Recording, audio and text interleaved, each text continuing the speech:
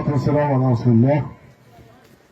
أنا أشاكر سكان بلدية لفطح، جميع قراها وفاعليها ومرجعياتها التقليدية نساء وشبابا. أرحب بكم جميعا على هذا الاستقبال الرائع دعوتنا عليه في الوقت الحامي، وهذا يدل على شيء، إنما يدل على تمسككم بخيارات حزب الإنصاف. كيف قال المنسق،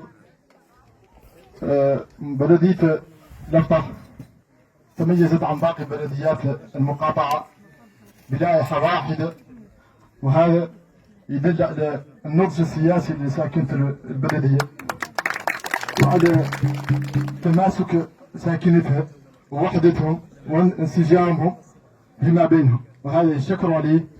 وعلى كل حال هذا ما هو متاح، ويا الله تحمد مولانا عليه بجميع البلديات على عموم التراب الوطني، الله اغلبهم في عده لوائح، وهذا فعلا انها يا الله نحاول التماسك والوحده والانسجام بين مكوناتنا وبين فاعليننا وبين مرجعياتنا الى نتم ان شاء الله.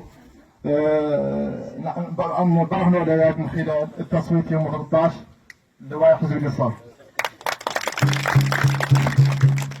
انا ممتن لكم لتزكيتكم لي ودعمكم لي في هذه الإنابة الماضية وهذه الإنابة اللي مقبلين عليها إن شاء الله، والتمس منكم العذر في تقصير تجاه البلدية.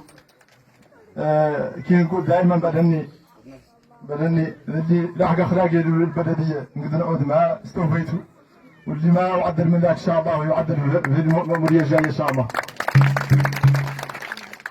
نقول بدنا الحمد لله البلدية مقبلة الحمد لله على قدر من فكر عزلة من خلال هذه الطريقة اللي لا تربط بين تجانت والأصحاب، لا تمر عليكم هون لا تفكر عزلة، وهذا لا يفتح لكم آفاق كبيرة، طريقة دولية لا تفتح من هون.